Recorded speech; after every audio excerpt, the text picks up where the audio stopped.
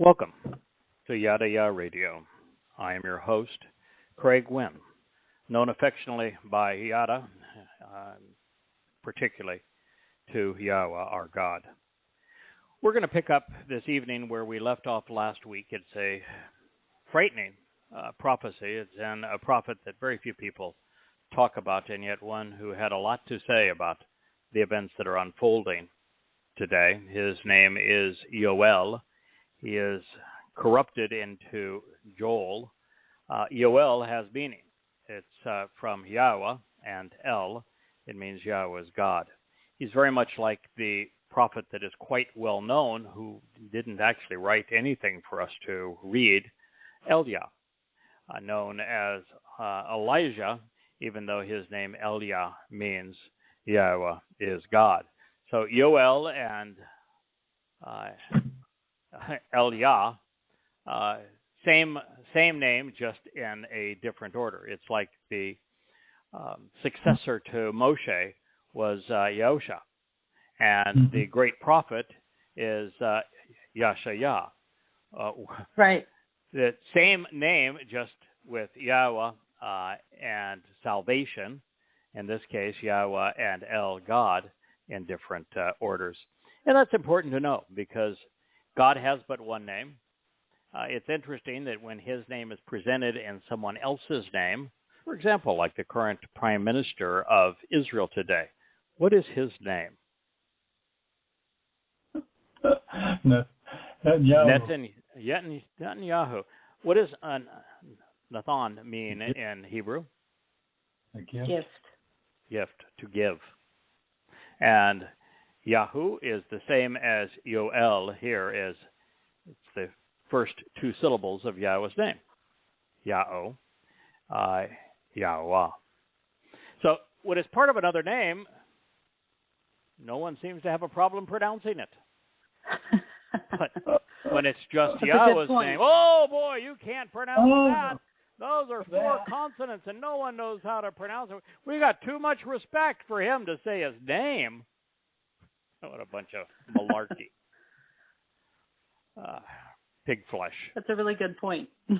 The fact of the matter is, it's a Yod, He, Wah, He. The Yod is pronounced, the Y is pronounced just as it is in English. It is a vowel consonant in English. It's a vowel consonant in Hebrew, although it is more correctly considered one of the 5 vowels in Hebrew. There are 17 consonants, 5 vowels. The Yod is pronounced as you would pronounce yes. Yasha, Yah. Is no one really has any question about it. It is the first letter of Yisra'el. The He is exceedingly easy to pronounce. It's the ah sound. It comes from the verb haya. Yahweh told us his name, what it meant, and the verb that it was based on when he introduced himself to Moshe, when he said, I am who I am, Ihaya, Asher, Ihaya. Haya is got 2 hays in it, and it's the 2 ah sounds in Yahweh's name. But of course, it also has a yod, so it tells you how to pronounce the Yah that is the beginning of his name. The W, which is a wah in Hebrew, is pronounced very similar to the way it is pronounced in English. And as a matter of fact, in the English language, there are probably 500 words that have an O preceding a W. Owl is one of many examples. Own. Hundreds and hundreds of words that have an OW sound to them, and that's the exact same sound as in Yahweh's name. The most obvious place is that religious Jews falsely claim that they're Torah observant, and they dress the Torah up like it's a whore. They really mean that they prefer the rabbinical arguments in their Talmud. But when they say Torah, they're pronouncing the wah sound, because Torah has a wah in it, and it creates the O sound. The most common word spoken amongst Jews for the past 2,000 years is shalom. The O sound and shalom is from the Hebrew law. There's no question that it creates the O sound, and that its legacy is just like its legacy in the English language. In English, the Y is a vowel consonant, making the same sounds as it does in Hebrew, and the W is exactly the same, making the O sound just as it does in English. And then Yahweh's name concludes with the Ah sound. It's interesting, too, that a Hebrew word that ends in the Hey, the Ah sound, is almost always feminine. And so Yahweh's name actually has a feminine aspect to it. And God's very comfortable with that because he has both a paternal and a maternal aspect to his nature. The set-apart spirit, Ruach Kodesh, is the feminine manifestation of Yahweh's nature. Ruach is a feminine noun. And the paternal nature of Yahweh is conveyed by his presence and his identity, as he explains that he is our God and our Father. So these are not difficult concepts. It's remedial, actually, and it's surprising that for the past 2,500 years, I don't think there has been anyone prior to this series of books, the Yada Yahowah series, that has actually pronounced Yahweh's name correctly, or that has conveyed the reasons behind the pronunciation as we have done for the past 20 years. So it's one of the most profound prophecies about the job that we are performing on behalf of Yehudim, calling Yehudim home at this time, is that we are the first to recognize the proper pronunciation and the importance of Yahweh's name in some 2,500 years since Malachi was the last of the prophets. We're going to return to this passage in Yow'el. It is 1:7 is where we left off. It is particularly pertinent this evening because today, as expected, the Nazi court declared that Jews are building homes and land that they don't own, even though they've bought it, even though God gave it to them, even though it has been part of their nation for years, even though the people that are squattering there don't belong, and it's obvious they don't belong, and even though building houses is about the most positive thing that you can do as a nation or culture, and the people that are trying to grab the land are best known as terrorists.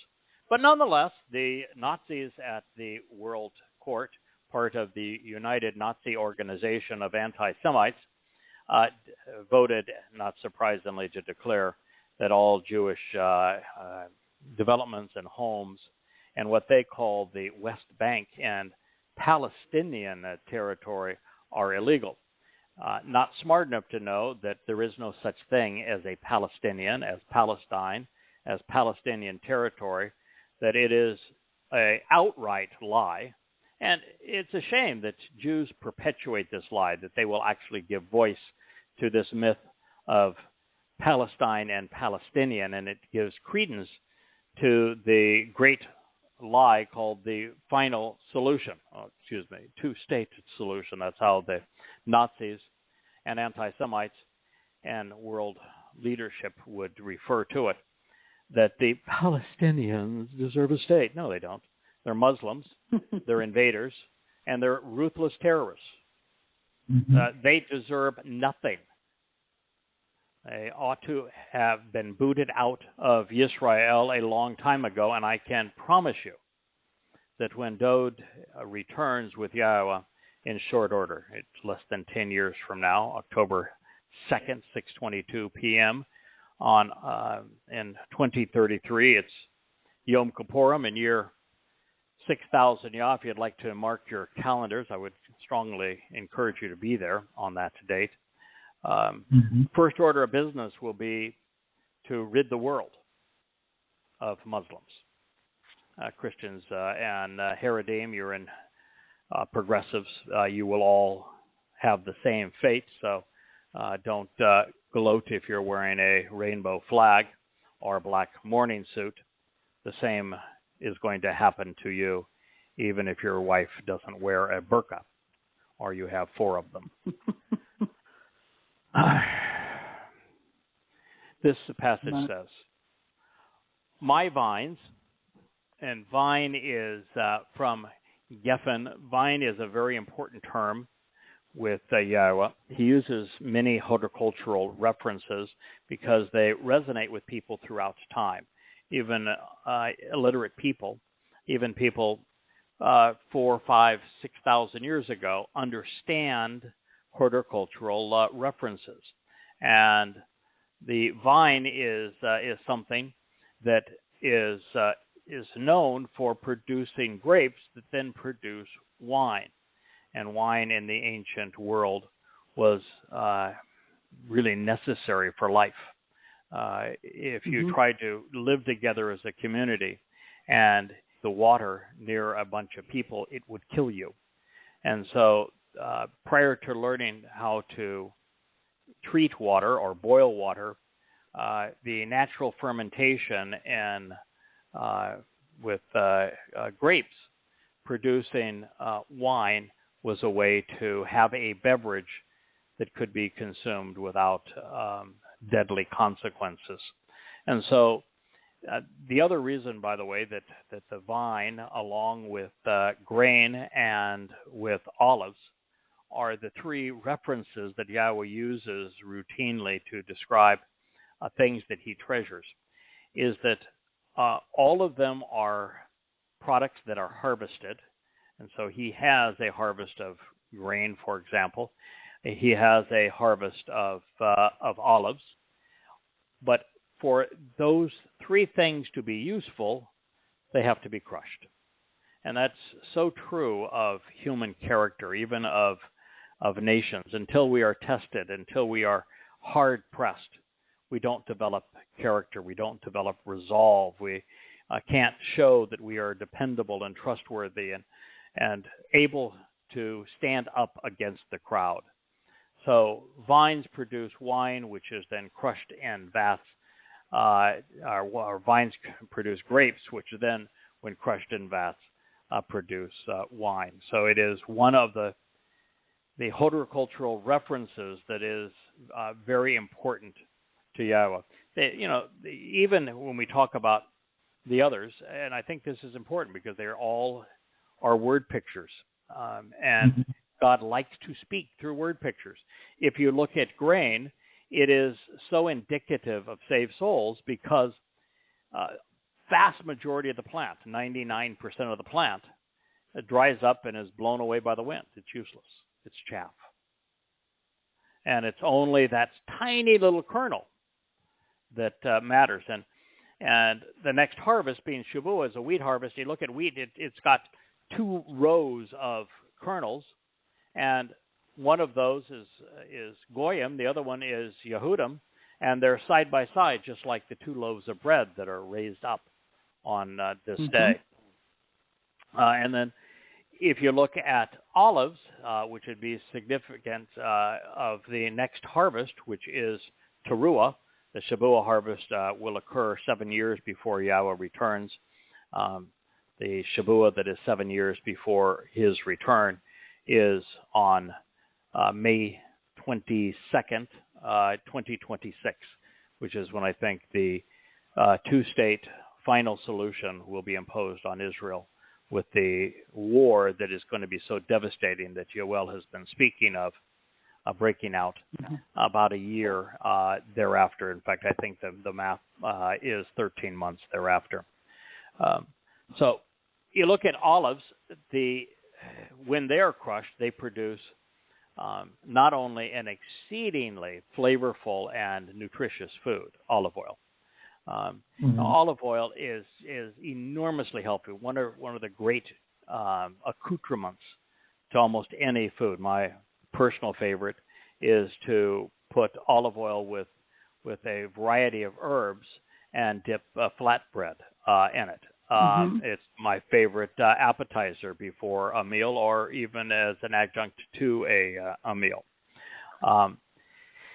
But with olives, you not only get a healthy and flavorful, nourishing food, but it produced the purest light in the ancient world. Olive oils and the olive oil lanterns was extended the time that you could be together as a family and read and function in your home.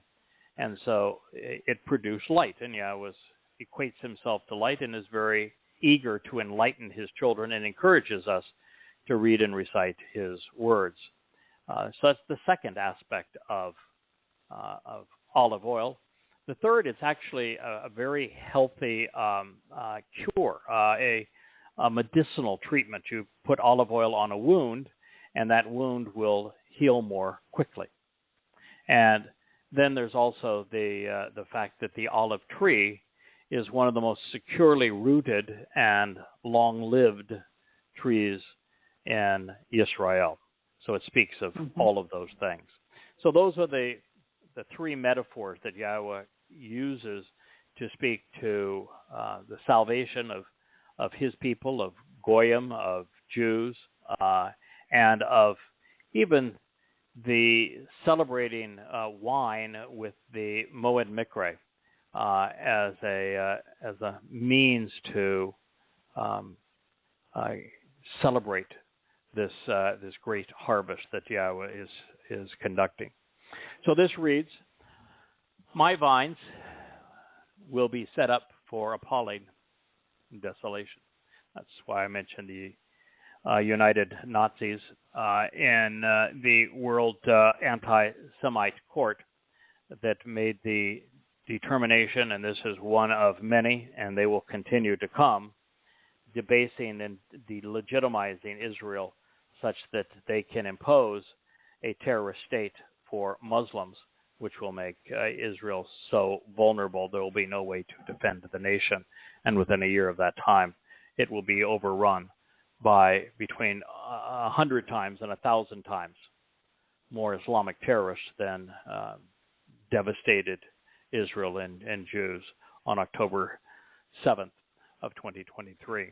So he says, "My vines," and in this particular case, the vines that he cares the most about are the ones that he co-planted with his son, Dowd, on the ridge line, which would be Zion of Mount Moriah.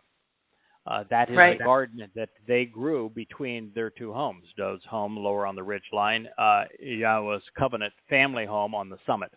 And there was a vineyard that God speaks of between the two.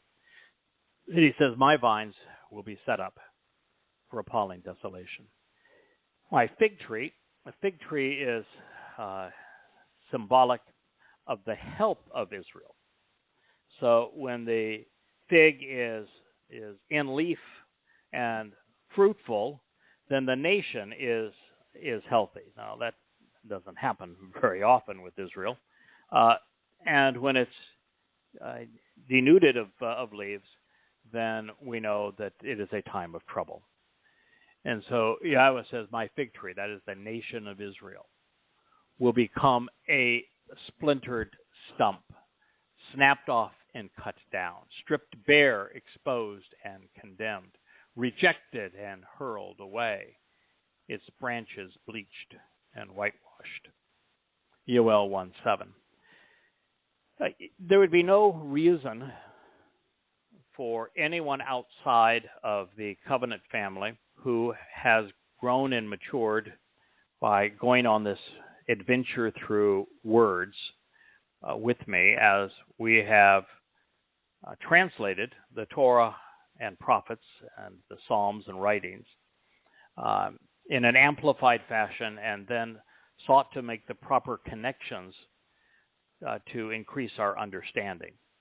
And by so doing, we have found and shared well over 1,000 profound insights that no one had ever spoken of in all of human history, and that had been presented for us to find between 2,500 and 3,500 years ago.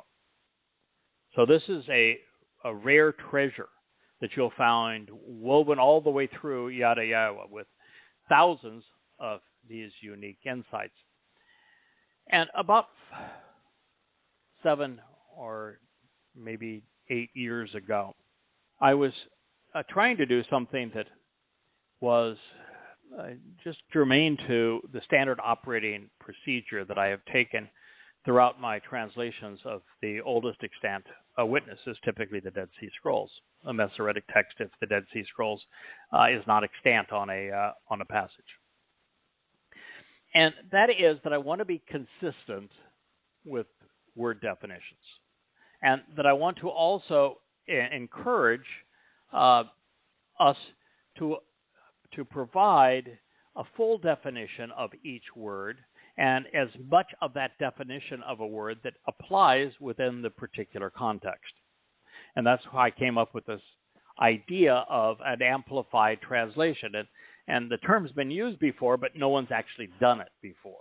Now, if you read what's called an amplified Bible, that isn't even 5% beyond what is currently and others. So there really is no amplified version of Yahweh's testimony apart from what I began to do 20 years ago. And in our format, what we did is we took the essence of what God said and we put it in bold. Then we put the Hebrew word that was the basis of that translation, like Geffen Ani, my vines, will be set up, was from Sim. We put that in a parenthetical within italics so that for those that were reading online, and for all of you listening, if you go to Yada Yada means to know, Yahweh or Yah.com, so YadaYah.com, Yada Yahowah.com, either one will work. You'll go and you'll see the site that presents all of these books. They're all there free. By the way, we do have an announcement. We did receive another form letter from Amazon today. Earlier this week, they had sent me a form letter after that they had removed all of our content for bogus reasons with a computer-generated aggravation assault really of form letters. I decided that I would yank their chain. And I wrote them, I shared with Dee and I think with you, Kirk. I wrote them back in an exceedingly sarcastic tone as writing pretend people whose names had been generated at random by rather than artificial intelligence, it was artificial unintelligence. And I just mocked them. And it was... I just figured at this point, why not? And it was funny. We got a form letter today that says, we appreciate your last response, and as a result of your last response, we're reinstating your accounts. And so I went back to the site. Every one of our books is back up. Okay. Now, since the thing that caused the irritation in the first place was ebooks with Amazon, the first thing Jackie did, remove all the ebooks. And we're in the process, by the way, of all the images for the books.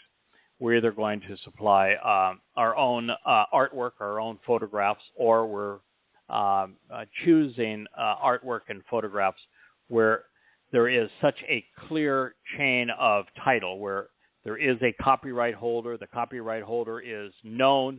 They have a very public way of showing that you paid for the rights to use them.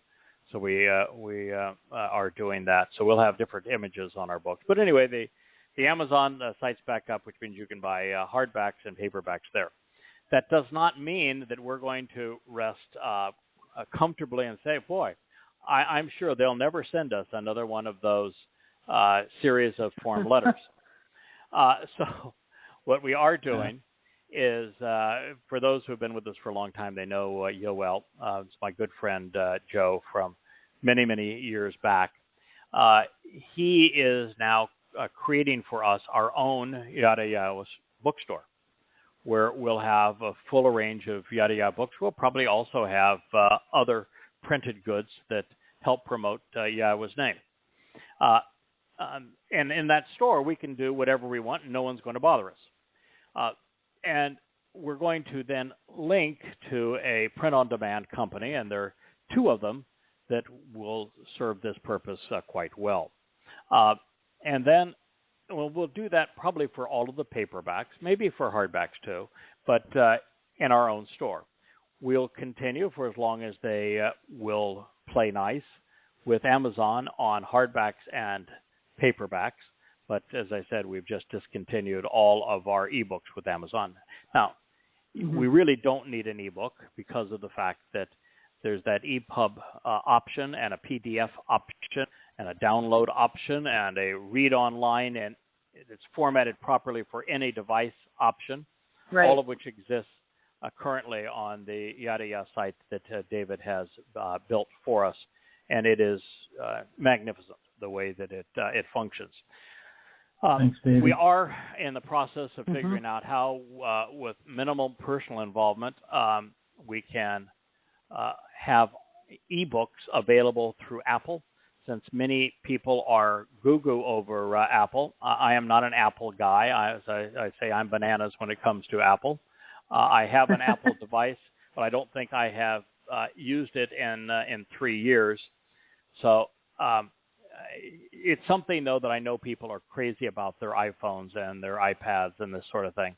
So we will have ebooks that are easy for Apple users. And then we're going to Barnes & Noble to do our hardbacks and sell them in their store, which would increase our outreach as well.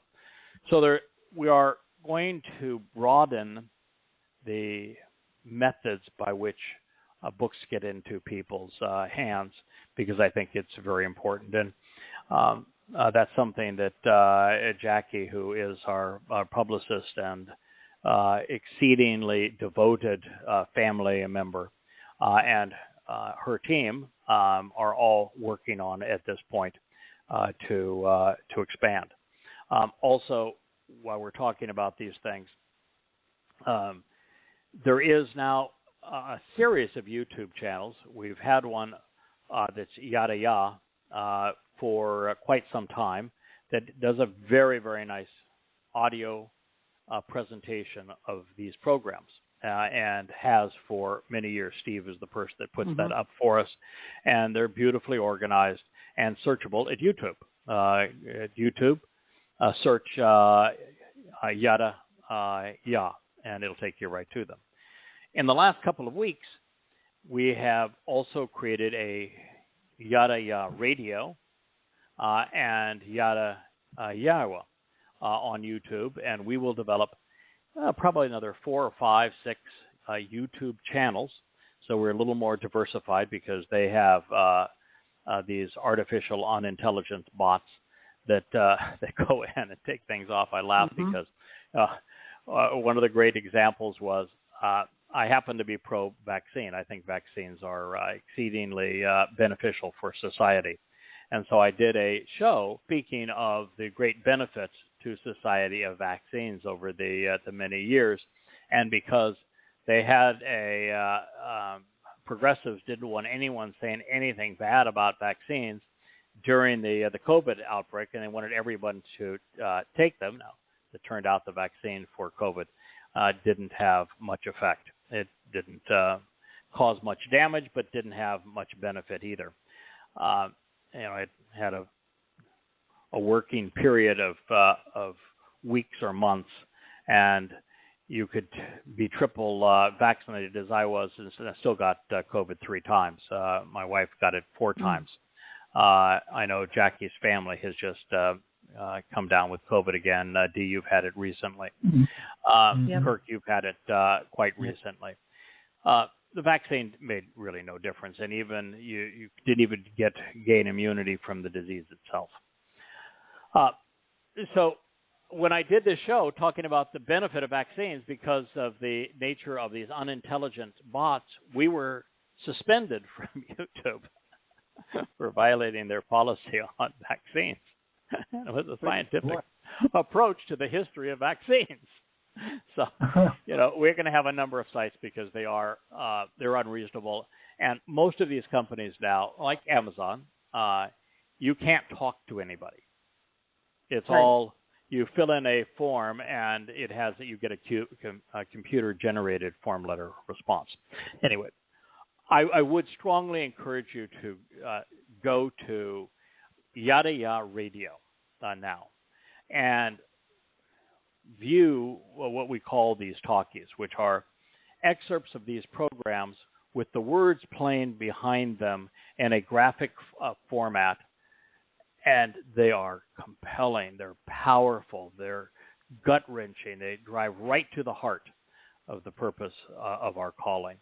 So it's a huge step in what we are doing as a covenant family. All right, so I'm making a big deal about something, obviously. I'm driving to a point.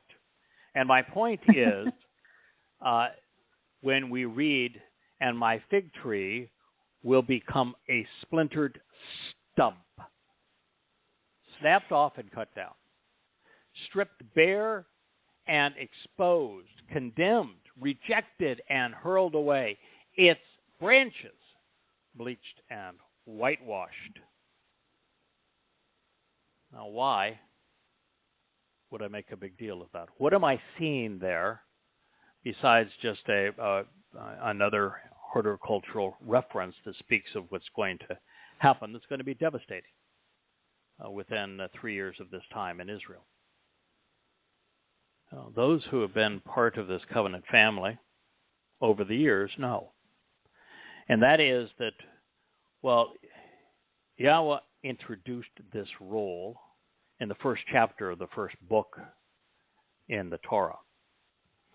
The most detailed presentation of the job that I've been assigned to do, which is to call Yahweh's people home prior to his return to increase the harvest. In fact, increase it would be there would be none, and now there will be thousands. It's presented in the 11th chapter of Yeshayah, my favorite prophet, known as Isaiah. And he presents a choder. And that choder is a secondary branch. And that choder has rootstock that is growing out of the stump that brought us Dowd, the Messiah, the Son of God, our Savior. And so all of that is conveyed in this. The great olive tree and fig tree that has been at times, Yisra'el, has been and will be again cut off. A choder is also a sucker. It grows up from that fallen stump, giving that tree life, causing it to bear fruit again. And as a choder, I am a secondary branch. As a matter of fact, it's something that I think, Dee, you have pointed out, and I think it is likely true, that Dowd clearly represents the tree of lives in the garden. But the role that we have been asked to play, to awaken, to enlighten, to teach Yisra'el so that they are prepared to meet Yahweh upon his return, is a tree of knowledge. Correct. Refuting that which is wrong and extolling that which is right. Yeah. So God places within his references, particularly when he's dealing with important dates. And this is an important date. This is the last battle fought in Israel. And it begins in June of 2027, 13 months after the peace treaty is affirmed with many that imposes a Muslim terrorist state upon Israel at the time of the Shabuah harvest. and that would mean it's 2 years away from the gleaning that will take place. 2027 is 6 years away from the gleaning that will take place on Towrah in 2033. So all of that is being conveyed there. So the vine's going to be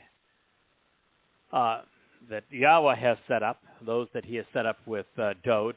Those vines are symbolic of Zion, which actually means signs posted along the way, are being set up by world leaders and by religious zealots for appalling desolation.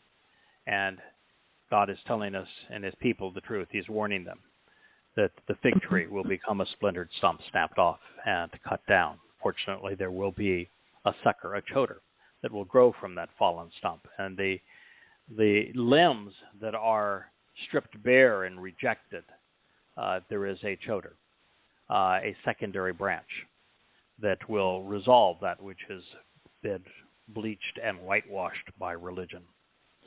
This statement in Yow'el 1:13, or then that's 1:7, 1:13 then reads, even the sacrificial offerings which bestow a share and drink offerings which anoint will be withheld from the family of your God. In 2030, and we've been able to put these pieces together because one of the unique things about this study, and we've been doing it now for 23 years, is that we've always go to where the words lead. And I may have lots of rough edges, but there's an attribute that I possess that God likes to use, and it is one that I'm now just beginning to fully appreciate how good Dowd, God's firstborn son and Messiah, his chosen one, was at this particular skill, which is making connections between things. You know, if you were a child and you ever did dot-to-dot puzzles, and I'm dating myself and they may no longer be vogue, but a dot-to-dot puzzle, you would start with the first number 1, and you would draw a line to the 2, the 3, the 4, and what was just a maze of dots then becomes a picture of something. And the same thing is true with Yahweh's testimony. You can look and there's a sea of words, but if you make the right connections between things, that sea of words forms a picture or a portrait of something that is very important for us to know and for us to share. And so as we read through the various prophets and we put the pieces together, we're able to form a timeline and to tell you what's going to happen and when it's going to happen. And we've already shared some dates with you. In this particular case, we have figured out both through things that Yahweh inspired and that which Satan inspired. The book of Ezekiel, for example, was inspired by Satan. It fails every aspect of Yahweh's test in Devarim 18. But that book explains, Satan is very clear about what he seeks to achieve. So it actually is helpful to understand. That's why I have 2 volumes that are devoted to it in the Babel series that you'll find on the bookshelf at Yada Yahowah. And in this particular case, between that and what we read Dowd, who is Gabry'el, I don't know how people came up with the notion, Christians started it, I think, that Gabriel was an angel. He's not. The word means man. It means confident, capable, courageous man. It's from Gabur, ultimately, and Gabur means man. And even in Daniel, who was not a prophet, but he was literate, so he could write down what the prophet Dowd, as Gabry'el said, even he said he was a man. So this really isn't all that difficult. But Gabry'el, who is Dowd, happens to be the Messiah, and he was talking about what he himself was going to do, including fulfilling Matzah, Pesach, Pesach, Matzah, and Bekurim in year 4000 Yah, which occurred in 33 CE. And then he goes forward, talks about his return, and all of the bad stuff that's going to happen immediately preceding his return. and then he provides actual numbers and dates regarding these things that enable us to fine-tune God's timeline so we know exactly what's going to happen, when, where, why, and how it will all occur. We have, indeed, it was the principal author of this, we have the timeline at the YadaYah.com site. You go to resources, it's the first thing in the upper left-hand corner. When you go to resources, it takes you all the way back to creation and then to the garden and all the way to the end of time as we know it. And so as we're putting all of these pieces together, we're able to determine what's going to happen when. And one of the things we learn is that the corporeal manifestation of Satan is going to return on the 1st of Abib in year 2030. And that is just prior to the time that after the Shabuah harvest, I'm going to return, and there's going to be witnesses. I think Elia will be joining me. There's others that think that will be acting under the authority of Dowd, and I don't know what role Dowd will play in this. It's the reason I'm a bit hesitant is that the way that Yahweh has explained all of this is that Dowd, his son, is going to be a chip off the old block. He is going to lead as Yahweh does. He's going to communicate as Yahweh does. He's going to act as Yahweh does. And if you look at Yahweh, he always works through people. He delegates. And it's not just because he likes to delegate. He likes to achieve things together. Dowd is going to do exactly the same thing. So I'm more comfortable seeing Dowd instructing both Elia and myself as we provide a final witness preparing Yisra'el for the upcoming Towrah harvest, which will take place 10 days before Dowd's and Yahweh's return. I like that explanation. That's very interesting. Yeah. So that's my thought on the process. But what we know is that 2 weeks, 14 days to be exact, before we arrive on Passover in 2030, 3.5 years before Dowd and Yahweh return in the fall of 2033, which is year 6,000 Yah, that the corporeal manifestation of the adversary will appear. The adversary is a very real individual. Yeah, he was first introduced in the garden. His method of operation is to misappropriate, misconstrue Yahweh's testimony and twist it to serve his purposes. He played the role of the serpent in the garden. He is the voice of the book of Ezekiel. Everything in Ezekiel explains who he is and what he is trying to achieve. And he is the one who inspired Paul to write most of the Christian New Testament. And he is clearly manifest through Muhammad. In fact, both Muhammad and Paul admitted that they were demon-possessed by Satan. So there have been corporeal manifestations of Satan in the past. While he did not say so, one would think that Adolf Hitler may well have had a little satanic influence. Hadrian is another person that I would not be surprised when you look at the carnage and their hatred of the Jewish people. But clearly the two that I know the best, that I have written 9 books about through Twistianity and through goddamn religion, are Paul and Muhammad. They both created religions that are exceedingly anti-Semitic and hostile to Jews, and both of them admitted in their own scriptures that they were demon-possessed.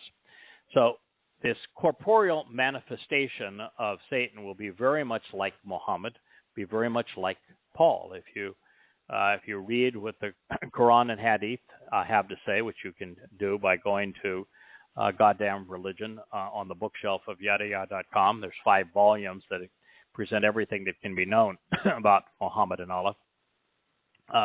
I think it is, in fact, overwhelmingly the most comprehensive analysis of the 5 oldest books that exist in Islam, and explains exactly why Muslims did what they did to Jews on October 7th and what they will do, which will be 100-fold to 1,000-fold worse in the coming 3 years. Read it and you'll understand your enemy and why this enemy hates you so. So this is going to be the best way for Jews to recognize what the Torahless one is going to be like. There's that Left Behind series by LaHaye has him being quite, devilish and the Antichrist. And the fact is that Christ is a complete myth. He most certainly will not be an Antichrist. He'd be all for Christ, as a matter of fact, because Christ is a replacement of Dowd, a counterfeit for Dowd. So he'll be pro-Christ. He'll be anti-Torah, as was Paul. He'll be anti-Jew, as both were Paul and Muhammad, and exceedingly egotistical as well, making all manner of promises that he can't keep. And his God will be Satan, just as was the case with both Paul, the Christian New Testament, and with Muhammad in the Quran. So this individual who is going to eliminate the feast that is being spoken of here is the corporeal manifestation of Hasatan, the enemy. You can read specifically about what he's going to do in the book of Ezekiel. He ultimately has All Stupid Day, which is just perfect for him. Now, these are my summations of what they represent, but if you look at the terms that are used in Ezekiel by Satan to explain what he's going to do, it's the 2 most important replacement feasts are All Stupid Day and the Feast of the Beast. And the Feast of the Beast is his favorite. It's not my favorite personally because both Dowd and I are on the menu. It's cannibalistic, and the returning Gabor, their flesh is to be consumed, and their blood is to be consumed as well. So it's a little creepy being on the menu. But I guess if you're going to aggravate somebody to that point, that they'd want to serve your blood and your flesh, Satan's the person that I would like to aggravate to that point. I appreciate the honorable mention. Nonetheless, that's funny. These are the things that will be imposed. Things like the Feast of the Beast and All Stupid Day. There is only 2 or 3 of Yahweh's 7 Moed Mikre that are continued, but they are completely inverted, so that the opposite of what God says is their purpose is stated as throughout Ezekiel. So that's what he's talking about here, is that the feasts will be made illegal. Now, the fact of the matter is there's not a lot of difference between that and what we experience today. For example, in Israel, they will celebrate the holiday of Passover.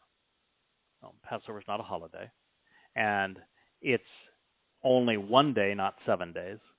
And it's matzah that is 7 days, and Passover just happens to be the first day of matzah. And if you don't celebrate matzah, which rabbinic Jews do not do, matzah is just an ingredient, unyeasted bread, to be served at Passover, which the only reference to the lamb is a zeroah, which is a bone that is thrown on the plate. Little do they know that the zeroah is the title that Yahweh affords 3 individuals. Moshe, the great zeroah, is Dowd, and myself is one who sows their seeds so that they can ripen and mature for the harvest. So we're going to a period where there isn't much difference in that the 7 Moed Mikre are so corrupted. As I say in Rabbinic Judaism, there is no celebration of matzah. There is no celebration of Bokorim. They don't know that Passover opens the door to life, that matzah is designed to protect us, that Bakurim means firstborn children. We're adopted into Yahweh's home and family, enriched and empowered. They have no clue whatsoever that Dowd fulfilled these first three Moed Mikre in year 4000 Yah, which would be 33 CE, becoming the Passover lamb, opening the door to both his father's home and to eternal life, but perfecting us in the process by having his soul carry our guilt into Sheol and deposited it there. He was released into his father's care on Bakurim, becoming the firstborn of the firstborn children.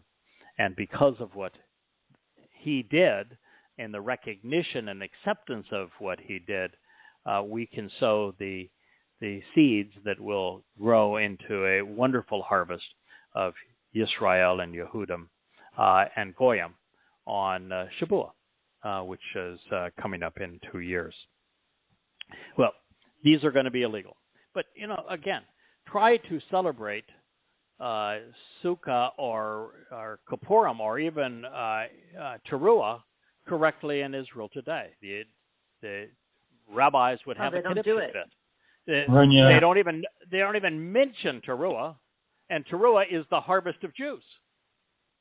It's the one particularly that Yah speaks of when he speaks of the uppermost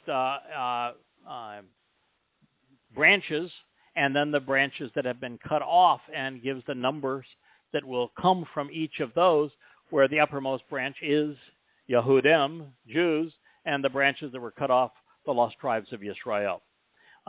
And yet they will completely ignore that, and they celebrate on that day Rosh Hashanah, which is the head of the year. It's a Babylonian holiday. It's nicely with their Babylonian Talmud, I suspect. And then when Dowd and Yahweh come back to reconcile the relationship with Yisra'el, and the relationship has been as fractured with the Messiah, Dowd, our Savior, as it has been with Yahweh, whose name isn't even mentioned by Jews.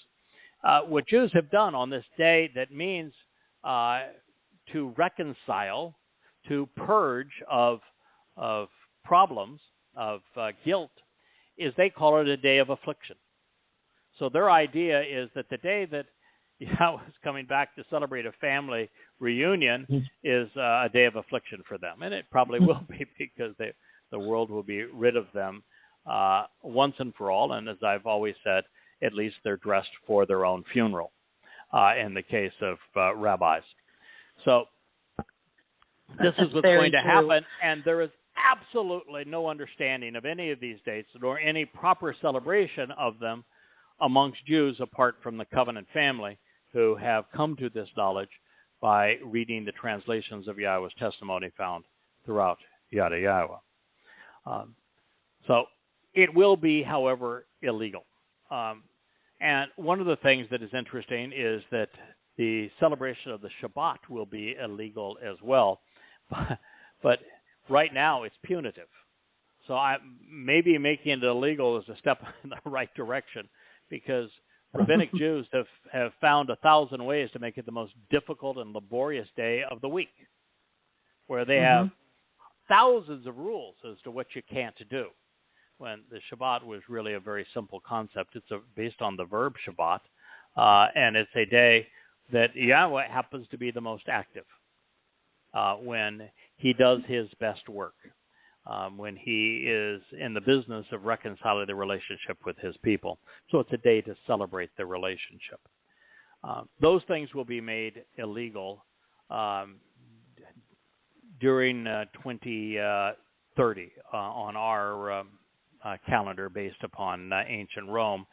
This would be 3 years prior to year 6000 Yah. And if you're a Jew listening to this, say, no, it's not. We're not 6 years. Well, now it would be 9 years. 9 years away from year 6000 Yah. We're 240 some odd years away. Maimonides gave us that calendar. Yeah, he was an idiot. An absolute, total, and complete dunderhead. He was. And all you have to do is to read his analysis. He was outthought by D. by a gazillion miles. Way. Yeah. He simply used the information that Yahweh provided in the Torah with the genealogies, and was able to determine what happened in each year. Now, she got a little bit of a head start in that I told you I was good with dot-to dots and jigsaw puzzles. I know how things fit together. I was able to discern some 20 years ago that in year 0 is when Adam and Tsywon were booted out of the garden, and that year 2000 is when Abraham and Yishak underwent the dress rehearsal for Pesach on Mount Moriah. That was 20 Yow'el. Yow'els are times, years where slaves are freed. So there's liberation. Think of another Yatsa Exodus, where all debts are forgiven. Sins no longer matter. Your guilt has been taken away, and you return to the land, which is to live in God's presence. That's the theme of the Yow'el years. They occur every 7 times 7 plus 1 year. They are on the model of Bokurim, and on Shabua would be the model that they follow. So 40 Yow'el from year 0 is year 2000 That would be 1968 BCE. And on 1968 BCE, on Passover, after a 3-day walk, Abraham and his beloved son Yishak went to Mount Moriah, where God said, do not take the life of your son. I will provide the lamb. And he did, with his beloved son, Dowd. I told you that I have grown in my appreciation of Dowd. Dowd figured out that everything had been set up for him to play the role of the Passover lamb. And at the time Dowd figured this out, he only had 2 things. He had the Torah, which he was able to deduce his role as the son in the 4th day of creation, and knew that he, as the son, was going to do something as the greater illuminary, the greater light, that he was going to do something extraordinary in year 4000 which will be the next mark on our journey here. He also recognized that when Abraham and Yishak, firstborn son, presented as a firstborn son because it was the son that that Abraham loved, went to Mount Moriah, and Yahweh says, don't take the life of the son you love. I'm going to provide the lamb.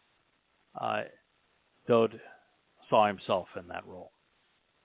And then as he was reading the Torah, and there's that magnificent speech that Moshe makes about, it's in Devarim 18, the 18th chapter of Deuteronomy, and he's talking about the role that the Loi are intended to play to keep Yisra'el informed about the Torah, and then speaks of this great travesty of the Jewish people's propensity to be religious, particularly following in the ways of the Goyim, integrating religion and politics, and talking about the consequence of that. And then the cure for that is this person who's going to come that is going to be like Moshe, in other words, a prophet and a liberator, a savior, if you will, of his people, but that will be from you, out of you. And he goes on to describe this person's attributes, and he's speaking of Dowd, and Dowd would have recognized himself in that speech. And then when Dowd was lamenting towards the end of his life about the fact that he had this beautiful house, and that Yahweh was in the tent of the witness behind curtains, Dowd says, I'm really uncomfortable. I got this beautiful house of cedar, and Yahweh's out there in a tent. And so God had one of the greatest speeches of all time, talking about, Did I ever once tell the children of Yisra'el, that I said from Mitzrayim that I wanted them to build me a house out of cedar? At any time did I tell them that?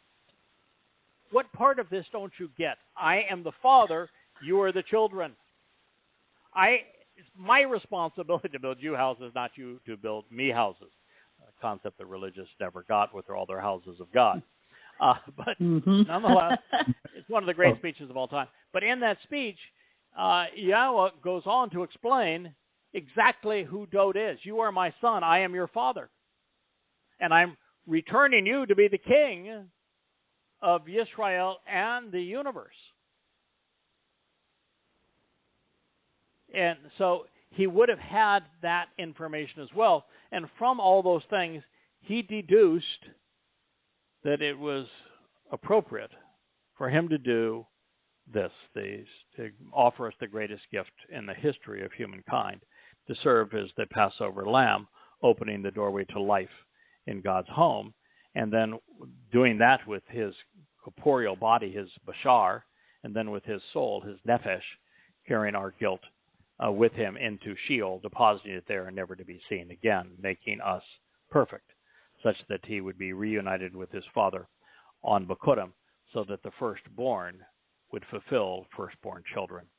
And the realization that he not only did this, but that provided us with an eyewitness account of it within his Mizmor, particularly within Mizmor 22 and 88, and described throughout his first 30 Mizmor exactly why he was going to do this, and that it was his decision, something that Yahweh approved.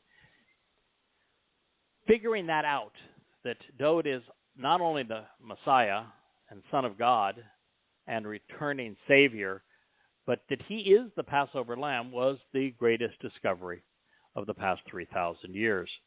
And while we take a sense of comfort in knowing that we were able to deduce that, the first people to deduce it in 3,000 years, Dowd beat us to it. And the difference is that he had 1% as much to work with as we did. But that is the essence of this family of God, and how we go about participating in it is that we have to understand that what Dowd is offering, and that it is Dowd who was anointed to fulfill these things, and that the purpose of Satan, as it's declared here in Yow'el 1:13, is to deprive God's people of these things. And it is my job in working with Elia in the end, working with the covenant family today, to make Israel aware of these things so that they are not deprived of them. The most recent Islamic assault on God's people ravaged southern Israel. Hezbollah, which means Allah's party, it's a name that is actually written in the Quran on 2 occasions, is trying to burn down and devastate northern Israel. But for the most part, it's been brushlands, and while it was kibbutzim, the fields themselves weren't ransacked. So God's not discussing what happened on October 7th of 2023. Although I will tell you that there is an interesting marker here, because on October 7th in 2033 is when Sukkah will be fulfilled in year 6,000 Yah, when the earth is returned to the conditions enjoyed in the Garden of Great Joy of Eden, and we come full circle and we are returned to the conditions of Eden. It's exactly 10 years to the day when that occurred.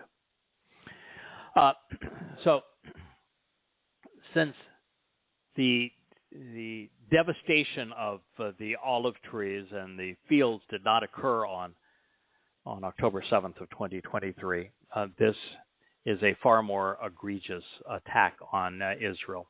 And this next time, farms will not fare as well. These devastating and depopulating attacks on Israel are going to lead to a spiritual assault as well, when the corporeal manifestation of the adversary appears in an attempt to forestall the benefits of the Mikra. it is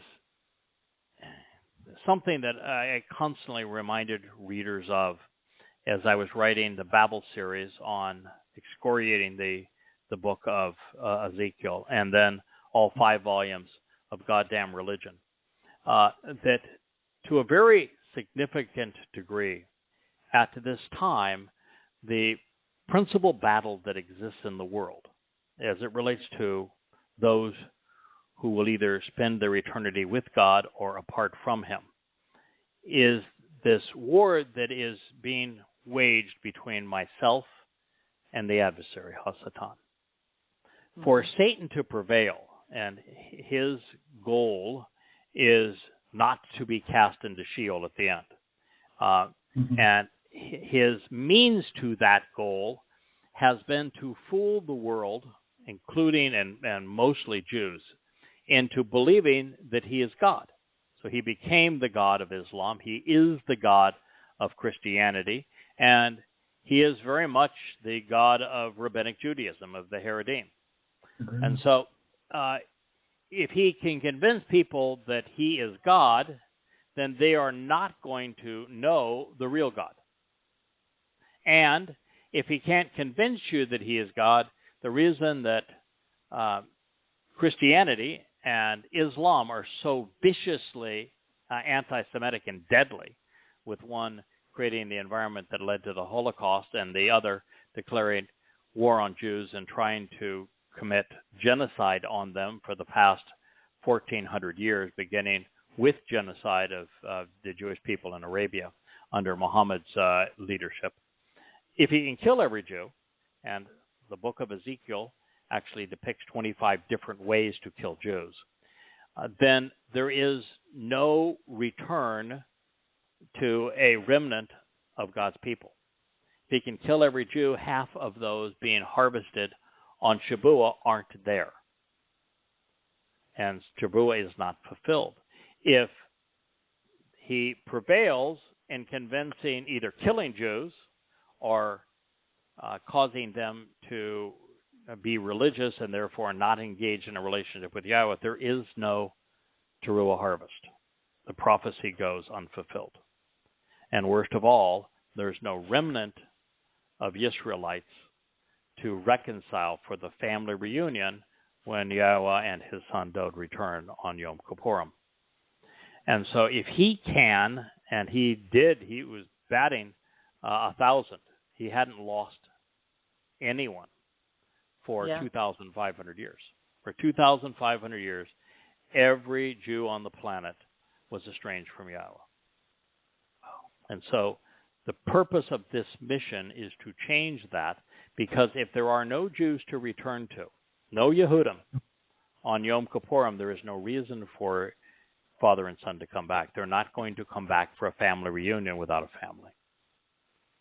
And so if things didn't change, if we did not convince Yehudim to walk away from religion and politics and to finally forego that which has estranged them from God and to embrace Yahweh by name through his Moed Mikre, through his Bereth covenant, and most especially by coming to understand the great gift that Dowd, their Savior, their Messiah and King, is offering, that there will be many Yehudim and Yisraelites there for Teruah, and a wonderful remnant of God's family waiting for Yahweh and Dowd as they return. And so long as we have a family to return to based upon this message, then Satan loses. He's immediately escorted into Sheol.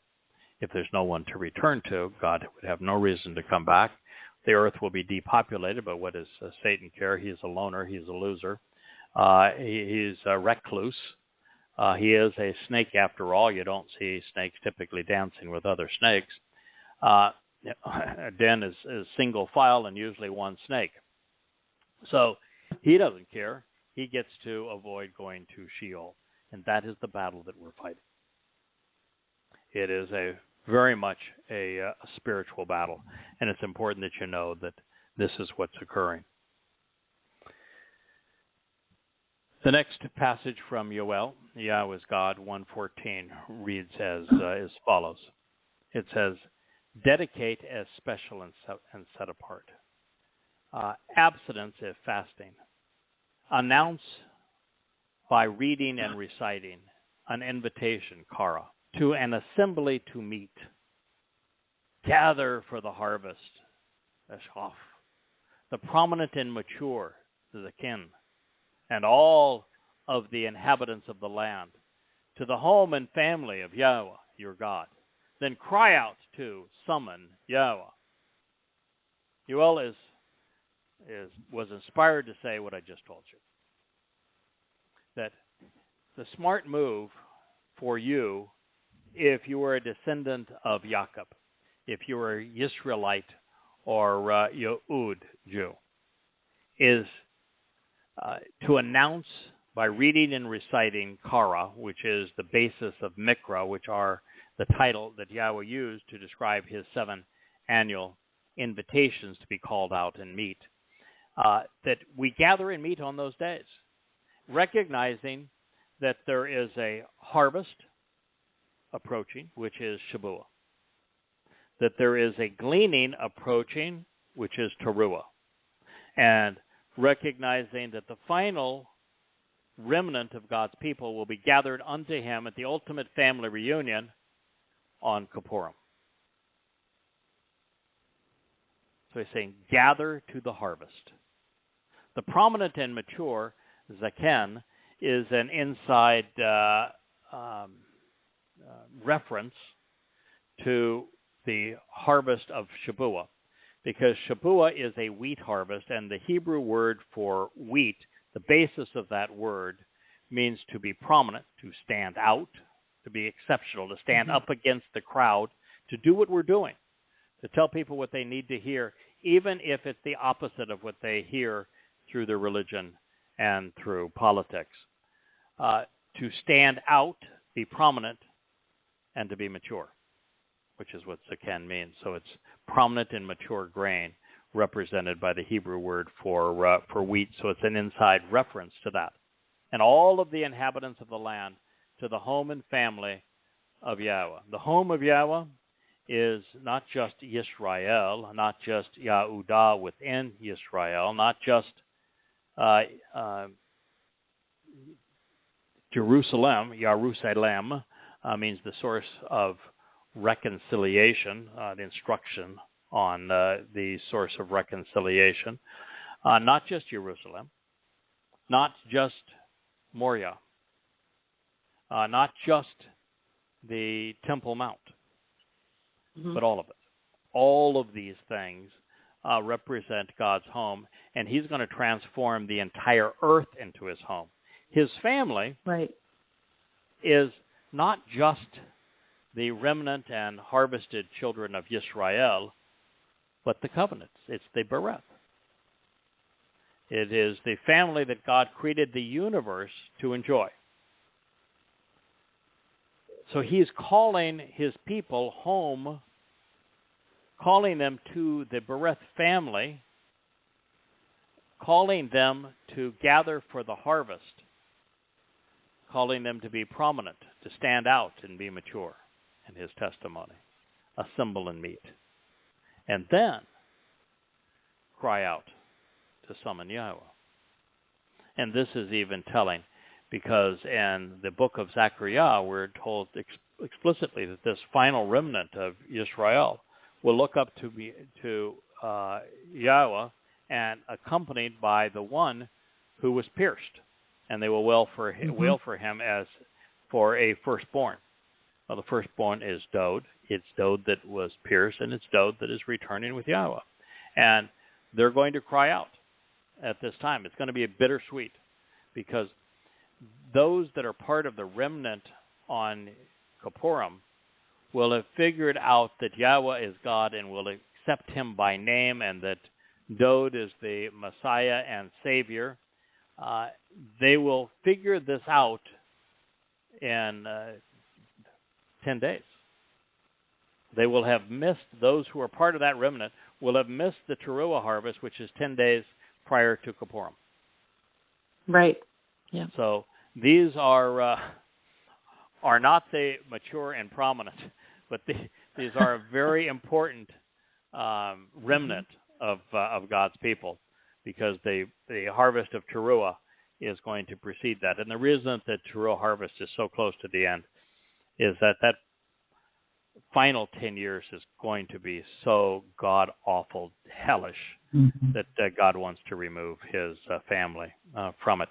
It's the very reason why Shabuah harvest occurs 7 years before Yahweh's return, at the beginning of the time of Yaakov's troubles, of Yisrael's troubles, because there's no reason for those who have chosen to be part of Yahweh's family, who have come to God through what he has said in the Torah, prophets, and Psalms, who have read Yada Yahowah, who come to know Yahweh, to endure this great insult to God, to his Son, to his people, to his Torah, to his Mikra. It would just simply make everybody angry. It's kind of like reading the news today. It's hard to do because it's distracting, because it makes you so angry that people could be that stupid. I mean, the international court to make that kind of a determination, that Israel was wrong to build houses on land they own and land that was deeded to them by God, and that somehow the terrorists are more deserving than they. It's irritating to know that people in positions of power are that universally stupid. So no kidding. God doesn't want us to have to deal with it, and so he's harvesting and gleaning and then returning to his people, and that is what Yow'el 1:14 said. The whole prophetic texture of the book of Yow'el is so powerful and poignant to our time. So it is important to do all of the above, everything that God just proclaimed. His people must abstain from what the world is dishing up, particularly at this time.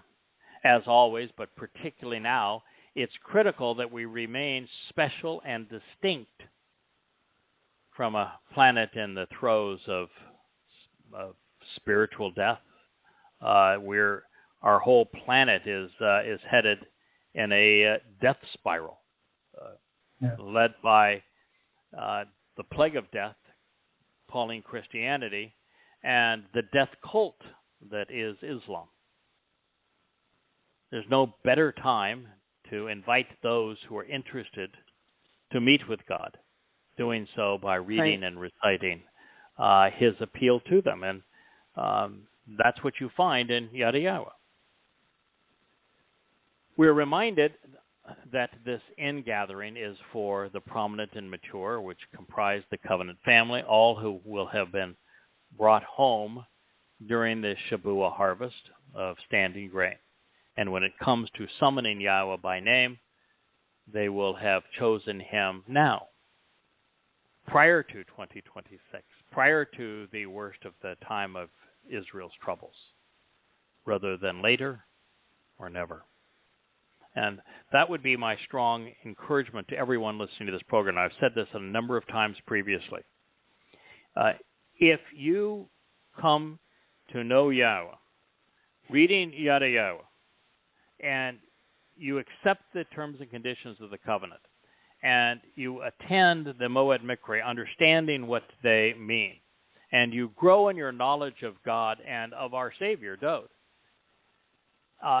then not only do you have the world's greatest life assurance policy, nothing bad can happen to you. All you have is an eternity of being enriched and empowered and emancipated and enlightened by Yahweh in your future. But you have the opportunity to return the favor. You can be part of those who is reaching out to Yisra'el, to Yehudim. That's why I so love this, the things that are being done on YouTube now with our movies with the audio over them. They are so compelling to God's people that it's the most effective means yet to convey what Yahweh wants his people to say, because you're able to combine the written word, which God loves, with the passion of the spoken word. So it is a real positive development in this regard. So this is our mission, and if you become part of the covenant family sooner rather than later, then you have the chance to help us, help Dowd, help Yahweh, help the covenant family, reach out to others, and increase the quality and size of God's family so that other people choose our Heavenly Father as well. If you don't, then you're going to go through that 7 hellish years. You might not even survive it. So that you can be part of the true harvest. But why put yourself through all of that and recognize how little you're going to contribute to the family in that 7 years? Because the principal voice that's going to be communicating is Yada and Elia. And Yahweh is going to be empowering us in very powerful ways during this time. Wouldn't you rather spend eternity with Yahweh as your Heavenly Father, knowing that you made a contribution to the family? Yes, sir. I would. I would as well. And this is why I would encourage all Yisra'el and Yehudim to join the covenant family, to be part of the Shabat harvest, and to help us communicate this message. Yow'el 1:15 reads, "This is the notification to those approaching this day, because the day of Yahweh is near. A great force will be exerted upon the arrival of Shaddai, the one who is satisfactory and sufficient." That's what this is. That's the purpose of Yada Yahowah. All of the 35 books that comprise this series. It is a notification. God is putting his people on notice that this day is approaching. And as we share it here on a Shabbat evening, Friday, the 19th of July, 2024, with you, his return is just 9 years away, but it's going to be the most hellish 9 years in the history of our planet. And if you're listening to this program, the odds are that 9 out of 10 people that are alive today will not be alive 9 years from now. So you're very sobering. being put on notice. The time is approaching. It's near. And a great force will be exerted. God is not coming back with open arms, waiting to save the world. He's going to terraform. Everyone who has been against his people will be annihilated. If you're not part of the covenant family and you haven't overtly antagonized his people, the best you can hope for is to endure and enter the final Shabbat as a servant to those who are part of the covenant family. Otherwise, your soul is being extinguished, which is not a penalty, but not a favorable outcome, or your soul is sent to the place of separation, which is Sheol, for an eternity of separation from God and his family, and that is a punishment. That is for Muslims who attacked Jews, for Roman Catholics who tortured and tormented Jews, for Europeans who did this same thing, for the conspiratorialists that speak against Jews, for the progressives who condemn God's people and his place, Yisra'el. So you're being put on notice. God is coming back with considerable force, showed upon his arrival of Shaddai. And Shaddai is one of my favorite terms because it is just so Mine Yahweh. too. Yeah, it's just so Yahweh. Well, it's rendered by people who don't know what the word actually means, but and don't know who God is. Is the Almighty, or the ultimate, the greatest, highest of high, the most high. That's not what the word means. The word means satisfactory and sufficient. Okay. And this was the primary term Yahweh used to introduce himself to Jacob and to Yitzchak and to Abraham. Mm-hmm. So he's speaking directly to his people with using Shaddai here. What it means is, I'm satisfactory, I'm sufficient. Everything you need to become immortal, so that you live forever, everything you need to be perfected so you can enter my presence, everything you need to be enriched and empowered so that you can go from being a material being trapped in 3 dimensions to being liberated all the way through the 7th dimension.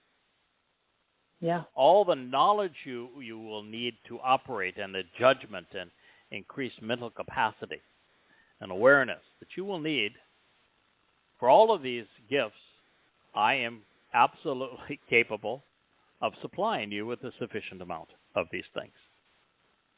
And the thing that makes Yahweh so unique, besides the fact he is the only actual God, besides the fact that he created the universe and conceived life within it, wrote the DNA code to make life so expressive, is that he is humble. He knows he's God. He's the opposite of the Quran, where Allah is constantly bragging that he is the biggest, the best, the smartest, the omnipresent, the greatest there is. And, of course, he's none of those things. He's a snake. But the real God doesn't need to brag, and he doesn't brag.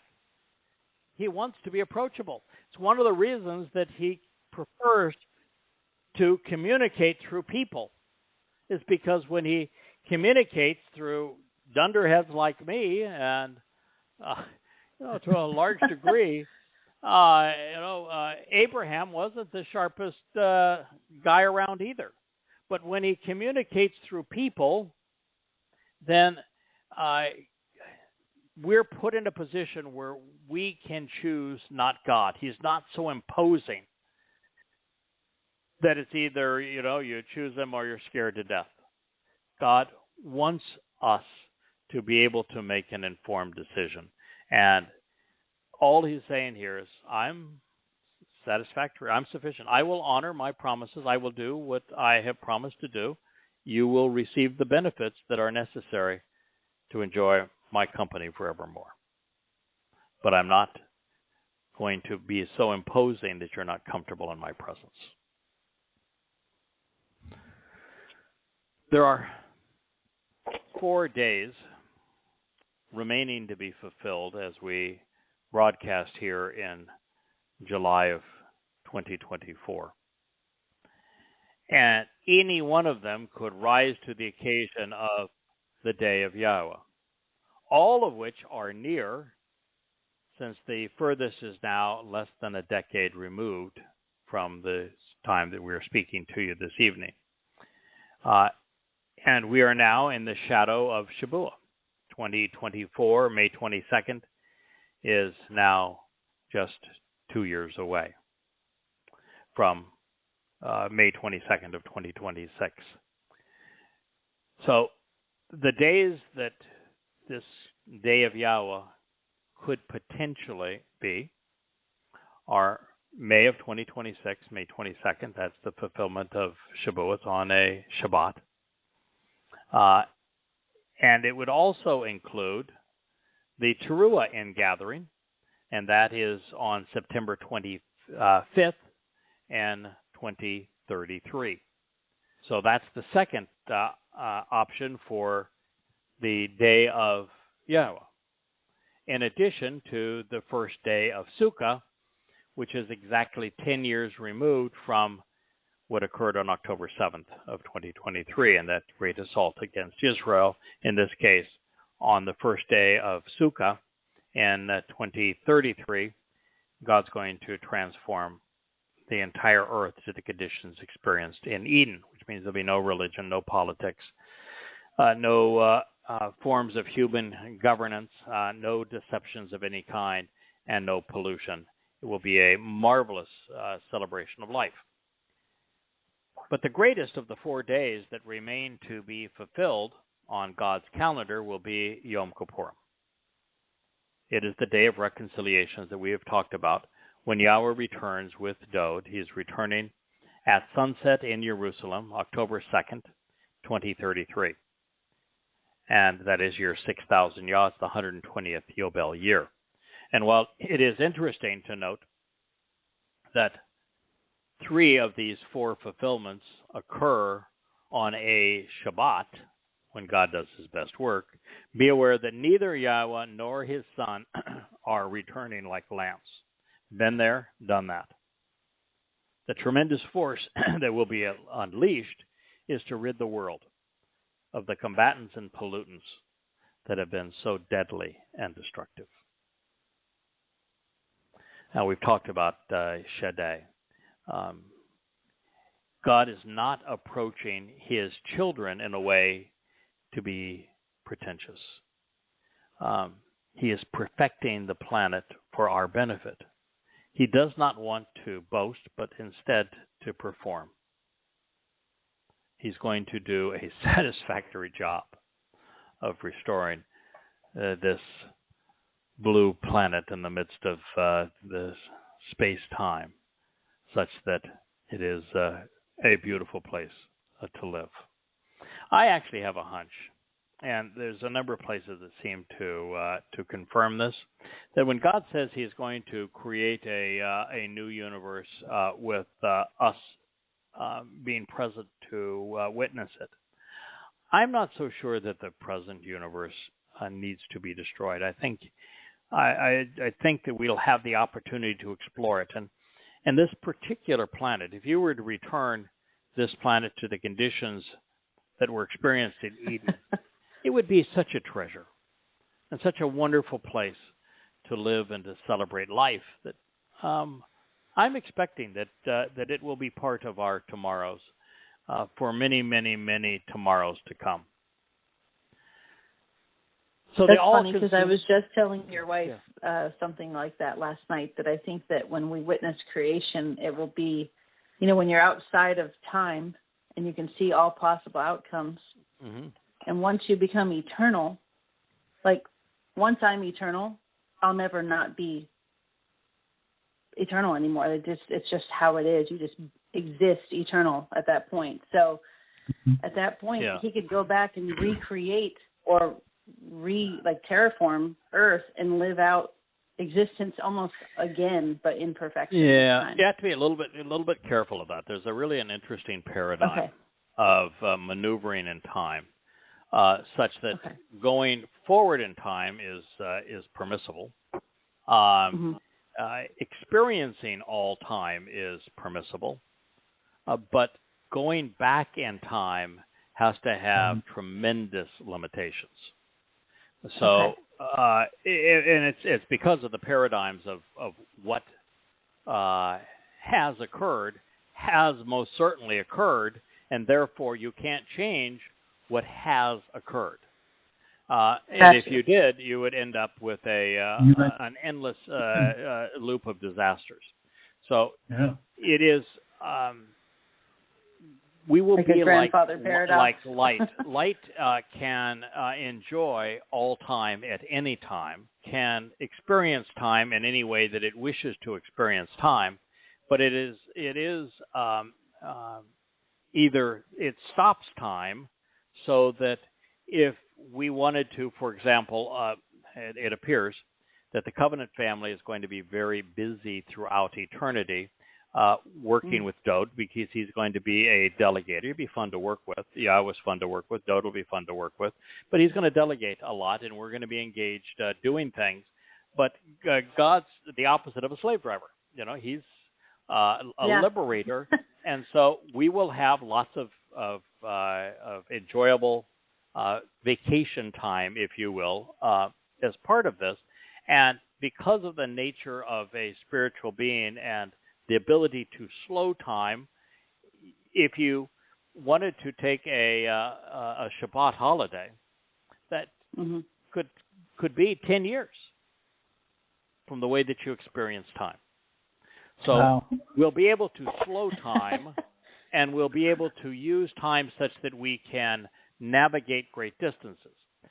For example, on a you were moving at the speed of light and you experience time as a photon of light, it takes no time to cross the universe. So right now the distances are unsurmountable. We can't even approach, as a material being, you can't even approach the speed of light.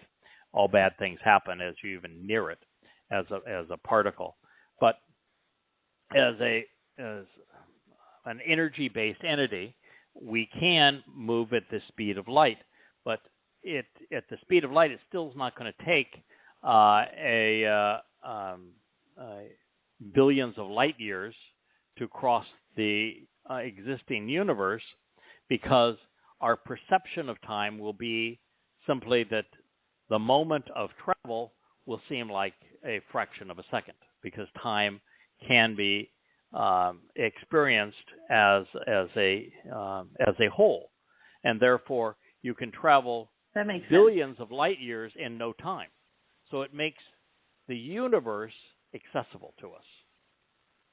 So there's lots of concepts of time that enable us to enjoy this entire universe, to be at any part of it at any time, and still to enjoy a stretching time in any one place. And one of the beauties of that is that as a energy-based being, as light, we will also be able to enjoy what Einstein explained in that very beautiful formula, E equals mc squared, which means that matter and energy are the same things, they're just different amounts of the same thing. So that if we as an energy-based being wish to enjoy what it's like to swim in, like we have 90-degree tropical waters here, and you want to swim with sea turtles and dolphins, you can do it quite comfortably. And if you wanted to feel the sand between your toes and the waves lapping up and the warm tropical breeze, you can convert some of your spiritual energy into matter without diminishing who you are in any way, and then cause time to slow at that moment so that you can enjoy a wonderful holiday and 3 seconds later be back where you were. That's really cool. So it is, that's cool. the kind of maneuvering time. But while it may be possible to view things that happened in the past, for the most part, we don't want to do that, because the march of civilization has been a death march. It is very abusive to people, and there really was no civilization that treated its people or its neighbors well. They were all vicious. They were all religious. They were all counter to Yahweh, including God's own people. And I think it would be so sad and traumatic that that's really the last thing we would want. And so I do think that because Yahweh loves animals, and that's one of the things that we're told that he enjoyed doing with Adam, to the point that he was looking actually for a companion for Adam, which means that Adam would be able to have talked with them, and they with Adam. So we'll have a language we can actually communicate. But I think because of the nature of DNA, as we go forward in time, one of the interesting things we'll be able to do is to conceive life and then communicate with that life.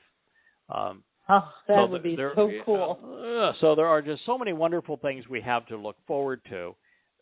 But to be part of all of that, you have to walk through the doorway that Dowd holds the keys, that he himself opened by fulfilling Pesach, Passover, in year 4000 Yah, 33 CE. And the following day, after his Bashar, corporeal body, fulfilled Pesach, that he served as the one unyeasting our souls of the fungus of religious and political guilt. And he took all of our guilt with him into Sheol and deposited there in a black hole in hell, never to be seen again, which makes us look perfect in God's eyes. And then we become reborn spiritually as part of the covenant family on Bakurim, following Dowd home. enriched and empowered by our God. This is the thing that God is offering. He offers it through the covenant and its conditions and benefits, and through the Moed Mikre that reinforce those promises. And so if you come to know Yahweh by name and embrace his Son, accept the conditions of the covenant, and understand the purpose of the Moed Mikre, and accept the invitation, then these are things you will enjoy. But that is the only way to them. And you're not invited. In fact, you're disallowed if you're religious and political. So you will have to walk away from those things. You know, it's this past 2 weeks ago, I guess, we had the assassination attempt on Donald Trump, and the Republican convention. They're saying it was the hand of God that intervened to save him, and I can guarantee you that Yahweh and Donald Trump have no relationship whatsoever. I can also tell you that when the choice is between who would become president, if Biden were to continue to run and win, he is so incapacitated that his vice president would become president, and she is among the 20 most anti-Semitic politicians in Washington. And so if Kamala Harris becomes president, it is devastating for Yisra'el, and Donald Trump turned out to be as pro-Yisra'el as any president in American history. So God would clearly have a preference there, but God doesn't play politics. And so he most certainly did not intervene to save Donald Trump. And somebody with Donald Trump's ego is never going to be accepted in Yahweh's family. As a matter of fact, the very realization that to run for president you are political would exclude you from the covenant family. The first condition of the covenant is to walk away from your country. And in Abraham's case, it was from Babylon, which is where religion and politics were first commingled and integrated.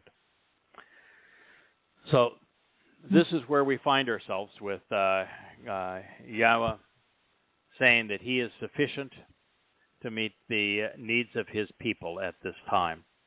Now, there will be, at this time, an all-consuming fire that is going to be incinerating most of the world. This fire initially will be of man's doing. We can expect a nuclear exchange between nations. We can expect the blazes being an extension of what Hezbollah is doing now in northern Israel, engulfing it in flames. We can expect that could well be an asteroid strike at this time. There could be a super volcano erupt. We are warming as a planet, and it's part of annual cycles. But that warming period is going to be more conducive to fires. This is something that God is not necessarily opposed to doing, because the best way to rid the world of trash is to incinerate it. And behind those flames, God's going to create this beautiful garden. So while it could be Yahweh is doing as he incinerates the religious and political, the conspiratorial, incinerating the trash, if you will, it could also be of man's doing, and that as that fire rages, God will terraform what remains of the earth. But if it is the latter, we are being encouraged to sound the shofar, to warn the world about what lies ahead. Otherwise, if blown after the blaze ensues, it would serve it only serve the purpose really if the fire is of man's doing. But this is the statement that God said to open what is now the second chapter of Yow'el. This is Yow'el, Joel 2:1. To you, Yahweh, I call out. Kara. One of my favorite Hebrew terms. The verb is to invite and to summon, to read and recite, to greet and to welcome, to proclaim. So to you, Yahweh, I call out, for indeed, fire has devoured the dwelling places where the word is questioned, and ablaze with flames are all the trees of the field. Sound the shofar in Zion, and among the signs posted along the way, signaling future action, providing a warning, an explanation, and a shout of exaltation from Ruah, which is the basis of Teruah, on the set-apart mountain, which would be that whole ridge line of Zion that runs between Dowd's home and Yahweh's home on Mount Moriah, which means to revere Yah. Be roused to anger, all of you who live in the land, because the day of Yahweh's return is near. It's interesting that Yahweh would conclude this, or the prophet would conclude it by saying, be roused to anger, all of you who live in the land, because the day of Yahweh's return is near. I said something probably the first time 15 years ago that I'm sure is still shocking for many, but it is that hate is a virtue, and that you can't love without hating, and that until we know what to hate and how to hate, it's impossible for us to be compassionate. And so progressives and liberals have completely corrupted this concept of hate, turning hate into a dirty word that should be avoided at all costs. But we must hate the religious who mislead billions and cause them to do things like we witness Muslims doing in Israel, torturing, mutilating, raping, abducting, mass murdering. It is moral and wise to hate such things. It is moral and wise to hate a religion like Christianity that robbed God's Son, Dowd, our Savior, of all of his accolades and of the great gift that he has provided us. One should hate pedophiles and pedophilia, rape and rapists, murder and mass murderers. We need to know what to hate and then how to hate. You don't hate by punching somebody in the nose. You don't hate by shooting someone. No, you hate by exposing the person who is doing the heinous act, stopping them if you can, but by using words. You know, if you're in a position where you can and there's somebody raping an innocent child, by all means intervene and stop it. Right. But our hate ought to be expressed by wielding words wisely. It's what Yahweh did, and we're being encouraged at this time to hate. Why? Because the world is being torn apart, because God's people, Yisra'el, are being hated upon and attacked and dehumanized and demonized. And the cry is to exterminate them. And we ought to hate that. There is a war going against not only God's people, but against his Torah. And religious Jews will be leading that parade. We ought to know what to hate and how to hate, and to join our God in hating that which is hostile to his people. When you despise the rapist, you can be compassionate to the women and preclude the next rape. Right. And so these are concepts that God wants us to understand. Now, as it relates to the shofar, we have been conditioned to associate the ram's horn, the shofar, with the celebration of the Mikra invitations, particularly of Shabuah and Teruah. And first I thought mostly of Teruah, where God makes a big deal of it. But clearly, God speaks of this shofar being blown also on Shabuah. So it is something that is used to announce the harvest of Shabuah and Teruah, which are the two major harvests. But it's also designed to draw attention to any important message or event. And this one and day certainly qualifies. But be aware of the distinction that for most people of the world at this time between Kippurim and Sukkah. God is not a happy camper at this point on Kippurim. He'll be a happy camper come Sukkah because all of the irritants are gone. But not on Kippurim. On Kippurim, he has a job to do, which is to cleanse the world, purge the world of religion and politics and conspiracy and all caste systems that have abused and enslaved people and systems that have sought to control people. So God is not happy at this point. He is cleaning house, ridding the world of those who have been so caustic to his creation, so that it is a date that he is committed to saving and protecting his covenant family. And let's be clear. There's only one place on earth that really matters to God. Now, he's going to terraform the entire planet, but there's only one place on earth that really matters to God. And that is Zion on Moriah. This is the epicenter of where today ends and tomorrow begins. And I have asked for the opportunity, I don't know if I'll be given that opportunity or not, to be the person who gets to destroy the Dome of the Rock and Osca Mosque. Yahweh is going to build his own house for the covenant family. Dowd will help. We may be able to make some contribution, but it's going to be constructed of light.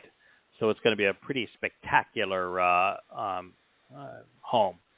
Multi-dimensional, I'm certain, a portal to heaven. And I agree. But I do want to be part of the Go Boom Dome of the Rock. I mean, if Elia and I are asked to convey Yahweh's message on Mount Moriah, then the last thing I want to have to endure is a lot of black-suited morons as Haredim bobbing their heads at the Western Wall as if it was some kind of a religious icon. I'd like to begin terraforming there, and then to completely obliterate all traces of Islam on Yahweh's home, the Temple Mount. So I hope to have that opportunity, but understanding that these are the kinds of things that are going to happen on Zion and Moriah upon Yah's return. This is what the prophet says. It will be a day of darkness during a time of ignorance and confusion when much is obscured, and when there is a reduction of the sun's light, a day of obscuring phenomenon, glooming and miserable, similar to a swarthy blackness, which is spread out upon the mountains with an enormous number of dim-witted and unenlightened people, so numerous as to be uncountable, and the likes of which has never existed previously, even to the dawn of time. And after this, it will never occur again throughout all the years, generations to generation. But we do not have enough time to fully explain this, so this is a wonderful place for us to start. I will probably devote 30 minutes to this magnificent statement at the beginning of our program next week.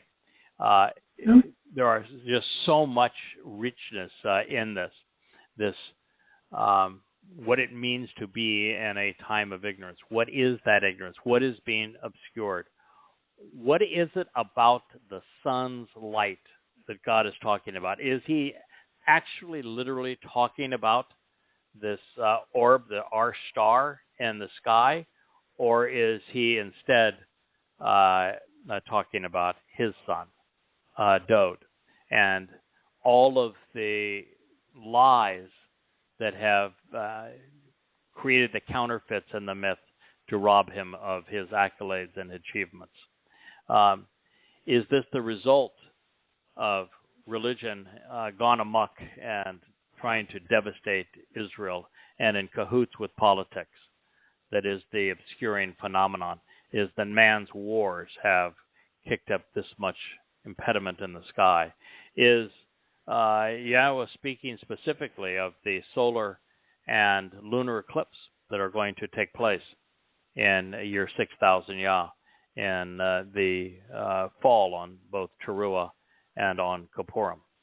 And of course, this dim-witted and unenlightened people that are so numerous as to be uncountable, is this the 1,000 times iteration of the aerial and militant attack on Israel that is so vastly worse than what they experienced, God's people experienced on October 7th of 2023.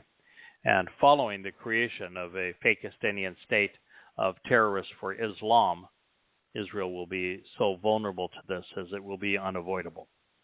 As Neville Chamberlain's Peace in Our Time led directly to the Second World War, this will just be much more devastating.